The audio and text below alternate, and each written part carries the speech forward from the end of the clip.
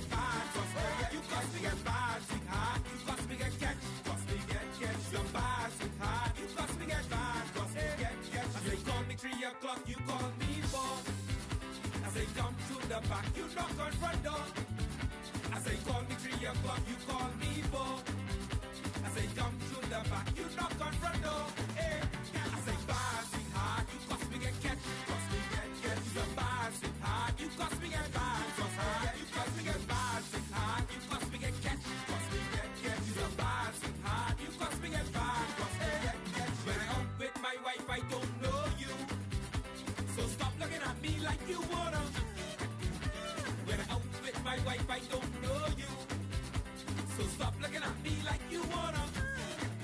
Girl, you're so bad, sweetheart. Cause me get catch, cause me get you're bad, sweetheart. You cause me get bad, cause you cause me get bad, sweetheart. You cause me get catch, cause me get you're bad, sweetheart. You cause me get bad, cause me get you're bad.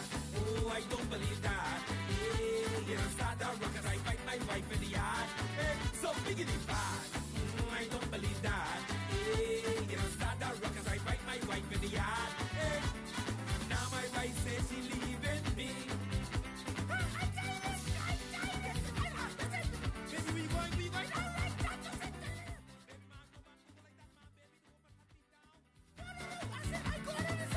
Baby, oh, baby, I'll get you. Baby, please, you cause me get you. Baby,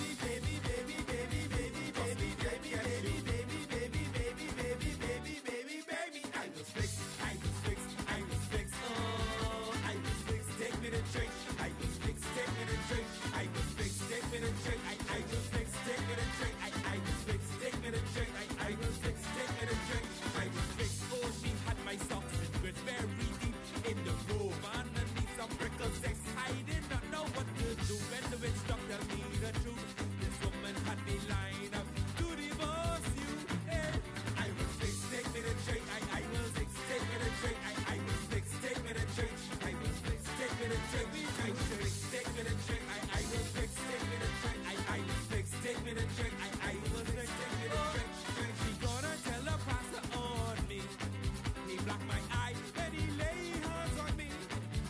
Now I in church playing Christian, but Sister Mary just tell me she wants some. I was fixed. Take me to church. I was fixed. Take me to church. I was fixed. Take me to church. I was fixed. Take me to church.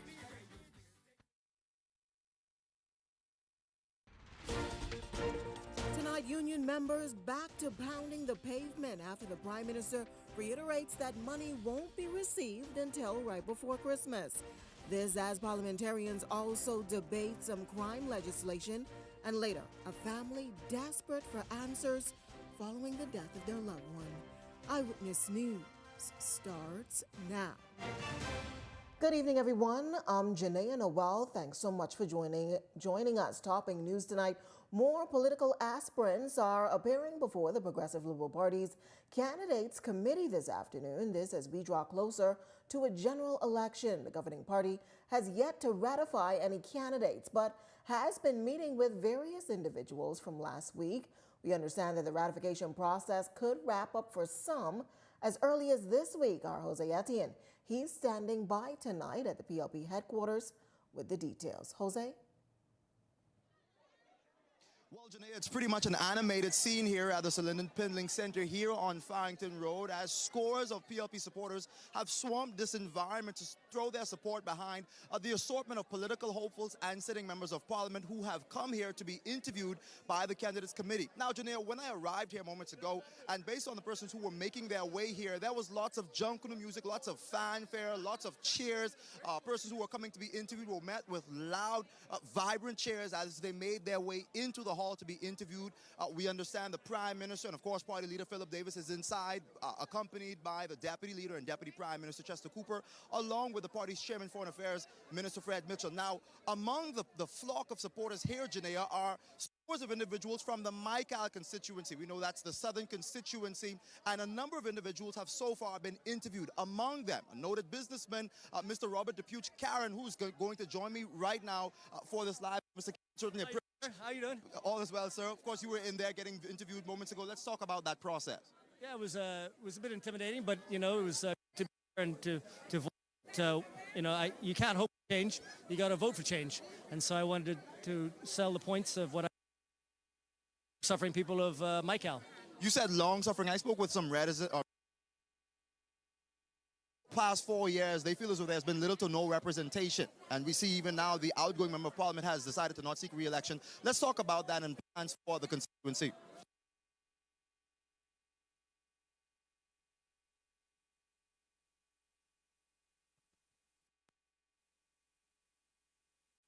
But we have to have public-private partnerships, and we have to do things differently if I were to move ahead. And that's what I hope that I can bring, a different approach. And let's talk about MICA. Why MICA? In 1962, my uncle represented in Agua, Bernard Depuch. My other uncle, who taught the Prime Minister law, the Honourable Eugene Depuch, represented Crooked Island. So Acklands is Michael's in my blood. So I wanted to go down there and I wanted to do something different. And so that's it. And I hope you guys will come and criticize us and compliment us if we do things good.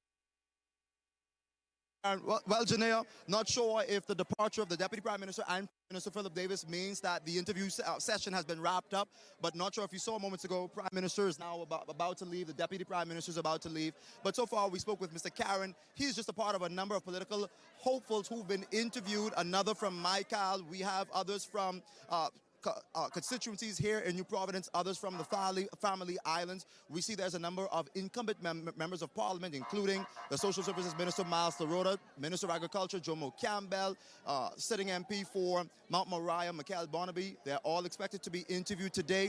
And we understand, Janea, by tomorrow there's going to be a confirmation exercise that's going to be publicized. We understand that Senator Darren Pickstock will be ratified as the PLP's nominee for the Golden Isles constituency. We know that void has been created as a result of the sudden death of the former Environment and Natural Resources Minister Vaughn Miller, who died on September 28th. And so, again, there are swirling talks about a by-election. We've heard from party insiders that one will be held, but we await for the Prime Minister to say yay or nay. Aside from the ratification of Darren Pickstock, we hear that the Member of Parliament for Golden Gates, Pia Glover will be ratified. We heard that the Member of Parliament for Garden Hills, Mario Boleg, will also be ratified. We also heard that the Member of Parliament for the Seabreeze area, Leslie Miller-Bice, will be ratified. And so, Janea, while there's a lot happening now, and you could hear in the back of me, loud cheers. And so while this is still developing, we do expect for lots of activity to happen tomorrow during that ratification exercise. But Janea, I'm going to be standing by here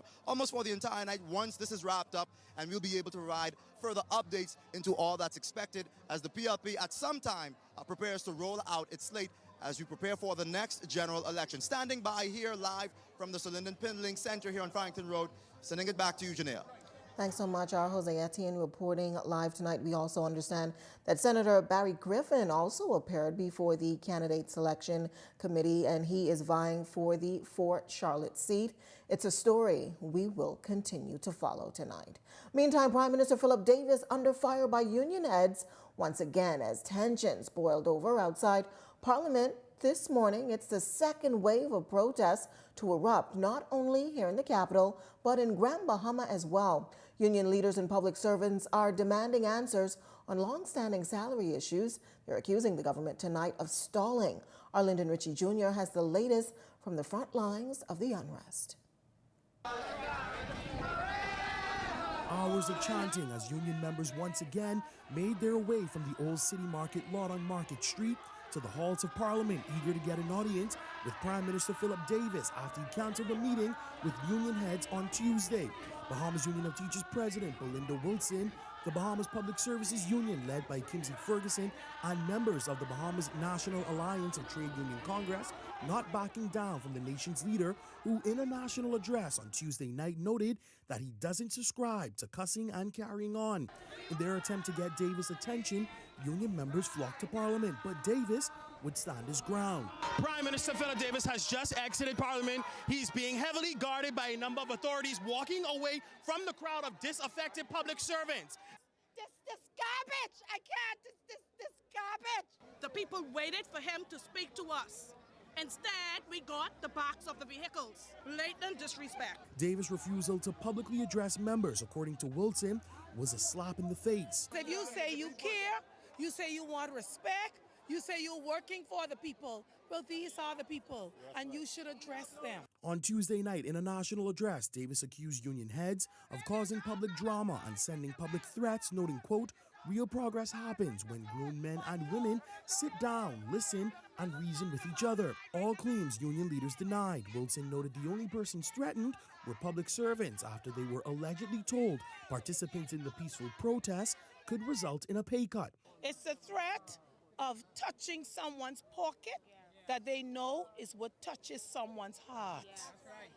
And so you're low, you're nasty, and you're dirty. But teachers still showed up, ditching FAIR for solidarity and what they say is a fight for what they deserve. We work long, tired hours, weekends, overtime, all the time, and they didn't even consider teachers in their review. That's just bad and poor taste. I'll be the same person who said he was giving us the money with the goodness of his heart. I want to know where his heart is and his foot. Now, with Davis remaining silent on if changes to the promised payments will occur before December, union heads emphasized to them the deal is simple. Payments retroactive back to September 2024 and should be included in the October pay cycle. And if not, We now have to go back into our arsenal, and everybody needs to stay tuned. Linton Ritchie Jr., Eyewitness News. Protest is once again putting spotlight on the growing cost of living. Here in the Bahamas, with inflation and stagnant wages, more of those protesters speaking out, with our Delano Roker today, insisting that the pressure is not mounting not only on the streets, but also in their pockets. Voices echo with frustration, fatigue, and firm demands following the latest protests by union members, despite assurances by Prime Minister Philip Davis that funds promised would be paid before Christmas. But according to workers, that payday is coming a little too late. I need to clean up a month, and I start campaigning from last night. You say what you say. You don't love me. You hate us. Come on, pay the money. Pay my money. Look all these people here. They have children. We have mortgages. Pay the money. They asking you for what is yours. You don't be asking for what is ours. The cost of living crisis is being felt deeply, especially in critical sectors like healthcare, where many say access to quality services is slipping further from reach, and the delays are hurting households. Autism is not cheap. My child have to do speech therapy. My child have to do. Because y'all ain't have no school for my child. My child now attending Tiny Tots. And the government telling you call you up to have this paperwork in order to put them in school. So you don't have no choice but to pay for this. The issues on display today aren't new. Protesters say successive administrations have made promises, but little progress. Now, with a key by-election on the horizon, many are hoping their vote will speak louder than their protest signs. Golden hours, it starts with you. It starts with golden hours. Okay? We're going to start with golden hours. The by-election is going to come, and we're going to start with golden hours. I am a proud constituent of golden hours. Polling division 12. I've always respect the man who was in, which was Vaughn Miller, which I haven't seen in 5 years. Okay? I am not going to vote for the party. I am going to vote for the man. So it starts with golden hours. Today's protest highlights the people's plight, but will their voices be heard, or will the by-election signal the first sign of a change? Delano Roker, Eyewitness News. Well, as tensions continue to rise between the government and union leaders, as hundreds of those public servants protested on Bay Street, demanding the immediate payout of promised salary increases, Eyewitness News turning to social media, posing the question, do you think this dispute could influence how people vote in the next general election? 86% of participants voted definitely, 7% voted possibly, 4% voting unlikely, and 3% voting no, not at all. Continue to participate in our daily digital polls. Your voice matters. Well, as tensions simmered in Rawson Square today, opposition leader Michael Pintard launching a sharp rebuke at the Davis administration, accusing government of patting itself on the back for industrial agreements while union unrest continues. Pintard says prioritizing middle management over frontline workers raises some serious questions about government's claims of being labor-friendly. Meanwhile, the coalition of independents leader Lincoln Bain also criticizing Prime Minister Philip Davis on his national address, noting that he believes it's an attack on union heads who are simply fighting for the people. The government continues to talk about all of the agreements that they have signed, but the union leaders have made it clear that at the end of the day, the government is the biggest breachers of all of those agreements. Many matters are before the tribunal. There are salary reviews that still haven't been done, despite what the Prime Minister said last night. UB is but one example. And so again, when he talks about fairness, people know that that is a joke, that he can't be serious about fairness when you have the top tier of the public service have such a massive difference in salary, in living allowance and other benefits when compared to the average member of the public service. And then, of course, worse than that is the fact that the government continues to hire consultants at extremely high prices, and they don't reveal. We know that it's in excess of $80 million every year the government is paying, and mostly to persons who they could not, again, help to get a job in the private sector, because the economy is not growing under Davis, no matter what he says. Well, as we said, the Coalition of Independence leader Lincoln Bain also had criticisms for Davis. Tell people how loud they should talk when they are hurting. Don't no shouting and no cussing. Well, when people are hurting and suffering, people will shout. People will cuss. That's what humans do when they are in pain. We are in pain when we go to the grocery store, when we get our light bills. We are in pain everywhere we look. When we go to the hospital and can't get a bed, we are in pain. When we call an ambulance and there's no ambulance for us, we are in pain. When we call the police and there's no police car available, we are in pain. And so the people are going to shout and cuss, and I call on the Prime Minister to humble himself. Remember that you are our worker. You work for us. And so I'm out here to go to whatever extent that the union is willing to go to and to demand that these people get their money now. Well, the Davis administration finally making those salary reviews public. Tonight, the Prime Minister is defending the rationale and what many has called a delay. Devontae Hanna is live tonight with the breakdown. Devontae? Tell people how loud they should talk when they are hurting. Don't no shouting and no cussing. Well,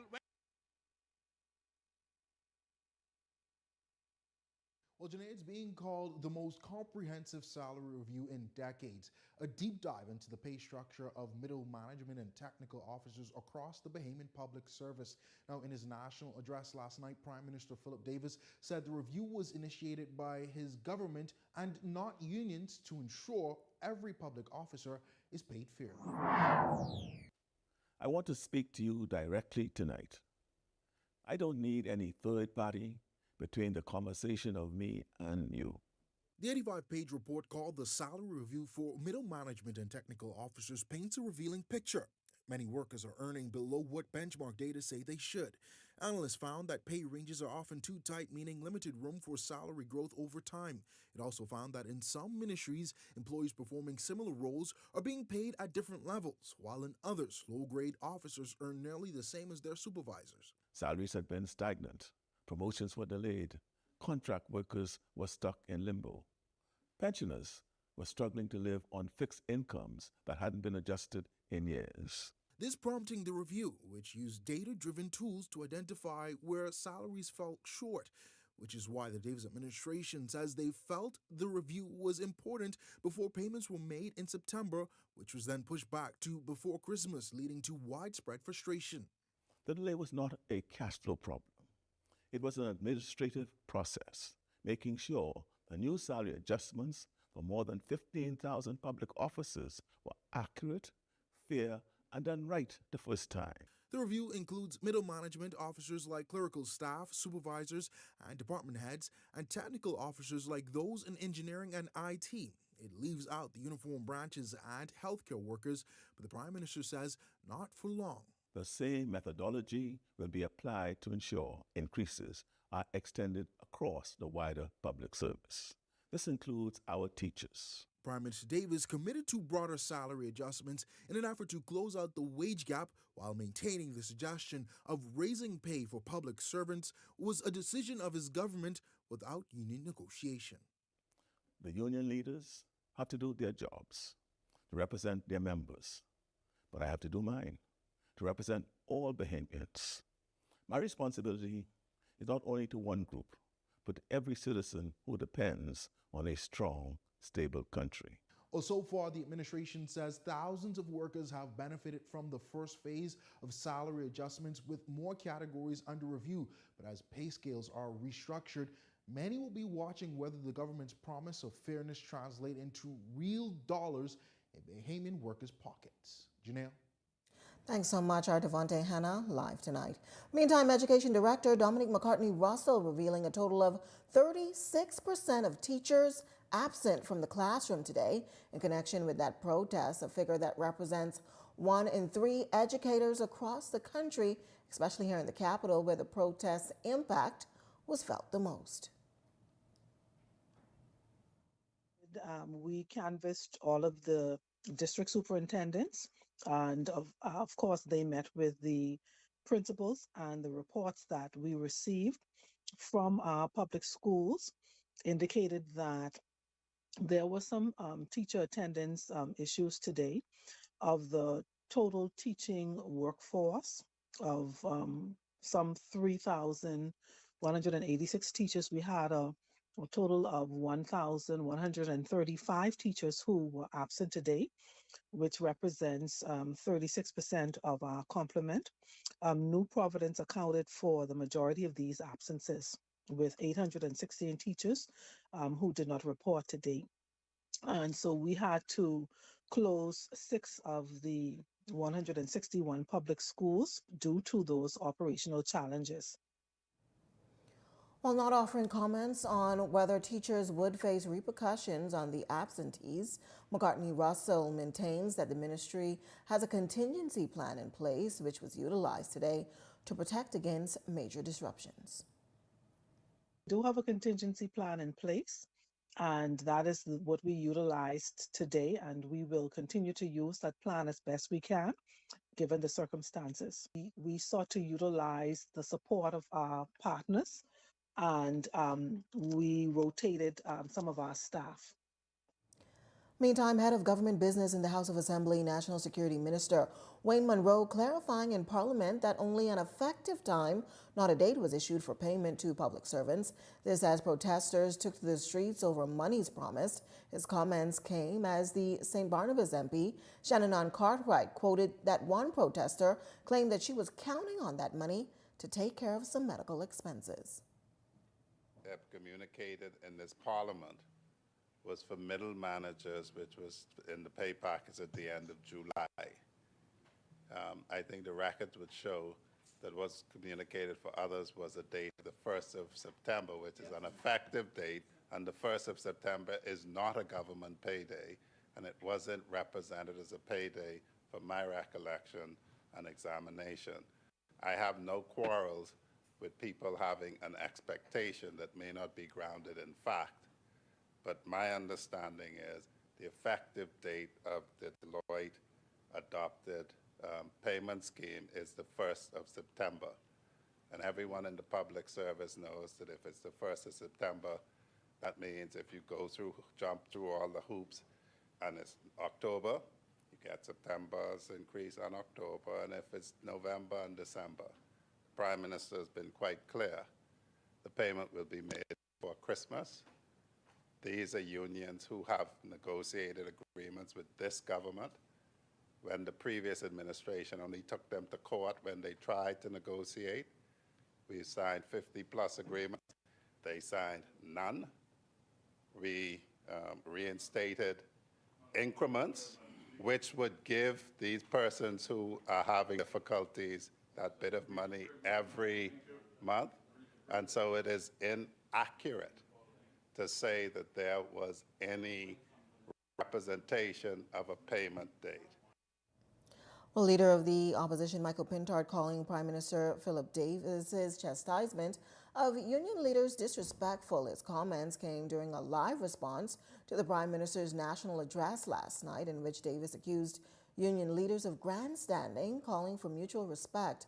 Pintard argues that the Prime Minister's failure to meet with union executives as promised goes against what a nation's leader is required to do. He's urging Davis to focusing on handling national issues in a better way. The Prime Minister says he doesn't need to speak to the middleman. He needs to speak to you. But the truth is, he's not listening to you, and the law requires him to have discussions with union leaders. Disrespectful. No matter how soft a tone, how quiet he appears to present himself, that is a sign of disrespect. Because Bahamians are tired of speeches that celebrate progress they cannot feel. You can't feed your family with promises. You can't pay rent with rhetoric.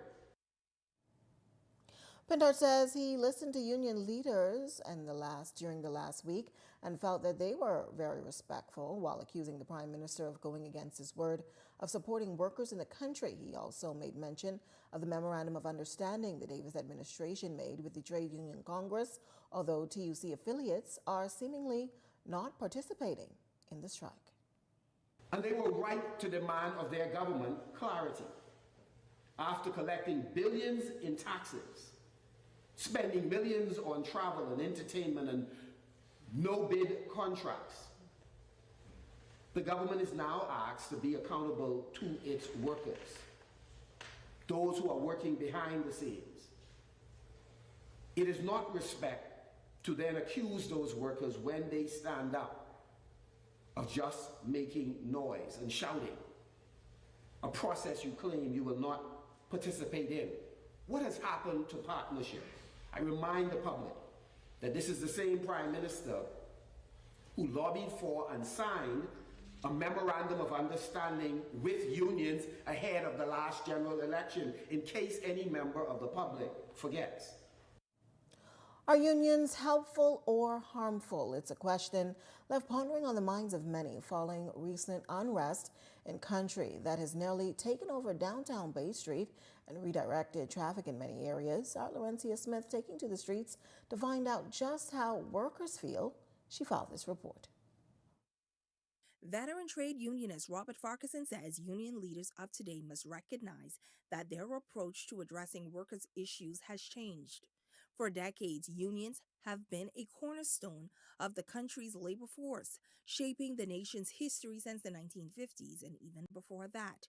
In 2025, that fight continues, with unions still marching and advocating for workers' rights across the country.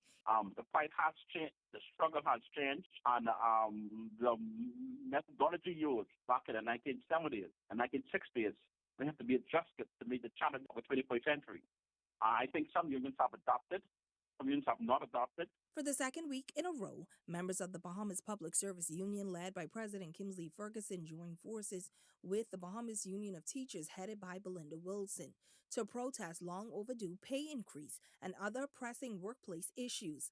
But unions today, I believe, should focus more on building relationships with the private sector, with the public sector, with other organizations, to work together to improve the standard of living and quality of life for all of the workers who they represent. There are some 50 registered trade unions in the country. And despite what's taken place, Farquharson says that he believes that unions are still necessary in this day and age, and added that unions can be helpful and harmful depending on the situation. That's the same question we placed to members of the public. Many years ago, I used to work to Atlantis. And the union is, to me, they covered me from laws that people put in place to oppress Bahamians. I feel that unions are necessary. Why? Because that's the representatives. They represent the persons who cannot speak for themselves. I feel more places need more union representation. Prime Minister Davis touted the fact that his administration has negotiated and signed some 59 industrial agreements, while highlighting other labor reforms that they've completed under their term. But is that enough to say that labor relations are healthy in the country? This particular administration? At this point in time, no. And that's all I have to say. Be more. I think the minimum wage can go up a bit more. So on the people, we should focus on how they hear their cry. On a good job, we have to wait on some things. The Bible says wait and be of good courage. Laurencia Smith, Eyewitness News. Eyes are back on North Eleuthera, the North Eleuthera MP, Sylvanus Petty, that is, who announced today that he will be seeking re-election in his constituency, despite previously telling media that he's bowing out of the upcoming general election. Our Jose Etienne has the details tonight. A change of heart for North Eleuthera's Member of Parliament, Sylvanus Petty, who's no longer exiting the political ring despite previously revealing in May that he would. Yes, I made up my mind to run again. I will be putting myself forward. He's also reversing course with Prime Minister Philip Davis's blessing. I just spoke to the Prime Minister, so I'm good to go. Why the switch? Not at this time. Not at this time. While he remains tight-lipped, his comments back in May drew strong reaction as Petty made it clear what his ambition was once he wrapped up his political sabbatical. I'm going to take a break, 5 years, and when I come back, I'm coming back to be the Prime Minister of the Bahamas. Mark my word. Well, it's some things that I have to strategize. It's a strategy that I'm trying to deal with right now. So to get me in place to be the next Prime Minister. Time will tell if Petty will be one of the several incumbent members of Parliament to receive the governing Progressive Liberal Party's nod. As the next general election inches closer, others are gunning for his spot, including veteran local government official J.J. Persenti. I have not gotten a tap. I have definitely gotten a lot of connection with FNMs and PLPs, younger voters, as well as stalwart councillors. I think a lot of people see me and I'm accessible, and I think they can see tangible items that I've achieved. I also think that they can see that we have a vision, and I think working together to achieve that vision, a lot of people want to be a part of. Now, North Eleuthera has proven to be a battleground constituency in recent years, but notwithstanding claims from residents that Petty barely had government support in the area, coupled with persistent utility woes, Petty believes North Eleutherans could stay loyal to the PLP. We're going to have the same support as we did in the last election. So I'm confident that we're going to win it. I mean, it's a lot of work to do. So with the water, the generators, and the airport, I think we are in pretty good standings right now. Meanwhile, the Free National Movement has confirmed its nominee, former MP Howard Ricky Mackey, who Petty unseated in the 2021 general election. Jose Etienne, Eyewitness News. Well, the Grandmama Power Company releasing its fuel charge rate for the month of October 2025. It's set at 0.19 per kilowatt hour. According to the company, this rate expected to be reflected in consumer bills this month. GP Power continues to encourage its consumers to conserve energy, noting that doing so can help significantly reduce overall power costs. And for comparison, the fuel rate stood at some 0.18 in July, peaked at 0.23 cents in August, and settling now on 0.19 cents in September, a story we are continuing to follow. Meantime, months after a Bahamian man was killed in Haiti, his grieving family is still locked in a painful battle to have his body returned home. Arlington Ritchie Jr. has the details in this report tonight. Family members of 42-year-old Joey Alexander Russell, the Bahamian slain on a speed vessel in Haitian waters during an alleged botched drug smuggling operation, still wrestling with local and international authorities to bring their loved ones' remains back home. Russell was one of two Bahamian men killed on July 13th after Haitian authorities say they intercepted the vessel and reportedly seized more than 90 kilograms of cocaine.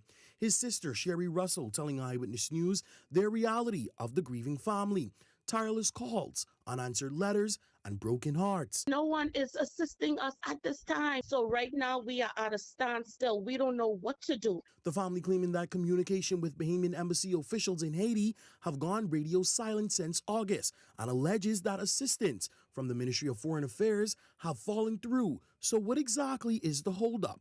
They're asking for a letter from the Ministry of Health. They're asking for a letter from Ministry of Foreign Affairs. They're still waiting on the doctor in Haiti to sign off on a paper. We don't know who the doctor is that refused to sign off on the paper. Russell claims officials from the MOFA told the family movement of the body would be logistics covered by the chosen mortuary services. In a statement to Eyewitness News, officials of Eternal Rest Mortuary says, quote, despite our continued efforts fulfilling all requirements and maintaining regular contact with the mortician in Haiti, we have reached a standstill. We are therefore appealing for urgent intervention from the relevant government agencies.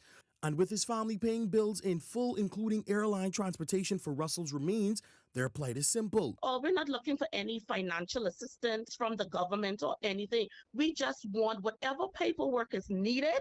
We just want the government to produce these documents. Eyewitness News reached out to Foreign Affairs Minister Fred Mitchell for comment, but he declined. Linton Ritchie Jr., Eyewitness News. Meantime, parliamentarians debating the smuggling of migrants bill today. Mover of that bill, the National Security Minister Wayne Munroe, detailing that it speaks to the criminalization of migrant smuggling in the Bahamas. Individuals or organized criminal groups arrested for such activity could face fines as up to $100,000, 7 years imprisonment, or both. If convicted, individuals could also face fines up to $200,000, 10 years in prison, or both. According to Munroe, the bill's jurisdiction also extending inside and outside of the Bahamas, especially in circumstances where the Bahamas is the receiving country, a transit country, or where the smuggling activity begins or transits through Bahamian territory. While prosecuting individual smugglers is crucial, these legal concepts are what really dismantle the criminal business model and attack the smuggling enterprise at its root.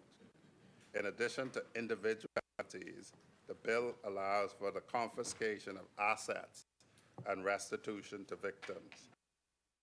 Parliamentarians also debating the Data Protection Bill. It's the first amendment since its creation in 2003. Prime Minister Philip Davis leading off debate on the legislation. He rationalized that with the rapid growth and evolution of technology, this revamp is long overdue. Every person or organization that handles personal data, whether public or private, must register as either a data collector, data controller, or a data processor with the Office of the Data Protection Commissioner.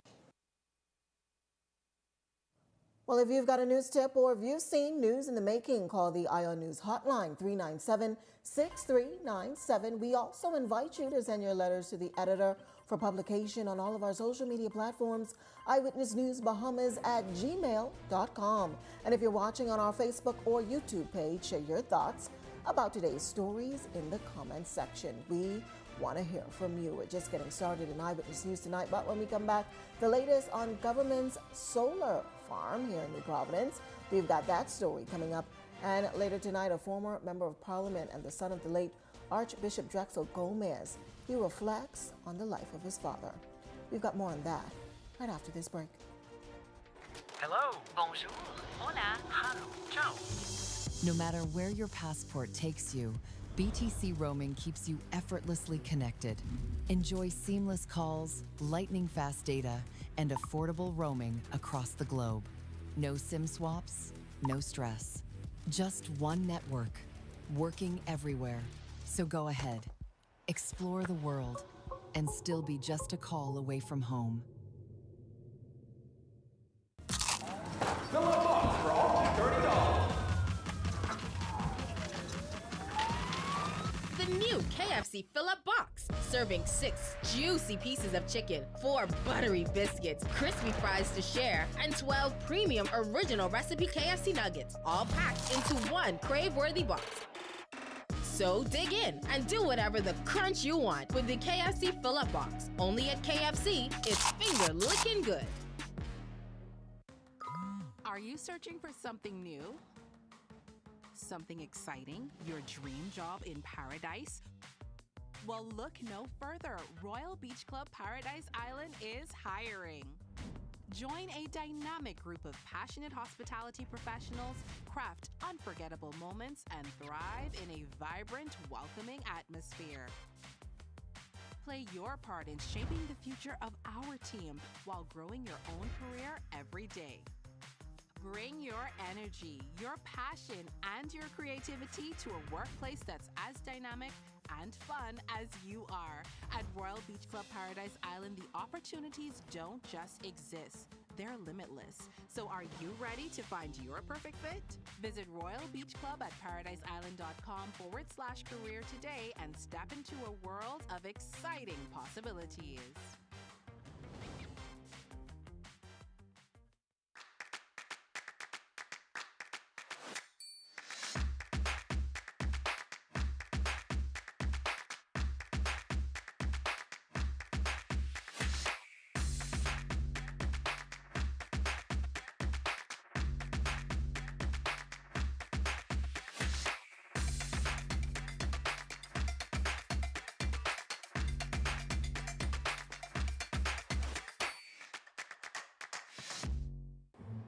one item?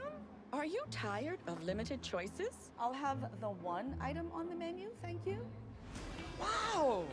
So many choices. Why settle for less when you deserve more? When it comes to the ways you pay, the more, the better. With a variety of payment options available, you can enjoy the freedom to choose what works best for you. Choose freedom. Choose flexibility. Choose from the full menu of payment options. The future of pay is digital. Hello, bonjour, hola, hello, ciao. No matter where your passport takes you, BTC Roaming keeps you effortlessly connected.